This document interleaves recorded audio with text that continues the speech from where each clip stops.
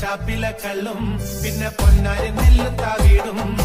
4 kilo വെച്ചേ പിന്നെ വീതും കർമ്മങ്ങളും ചെയ്തേ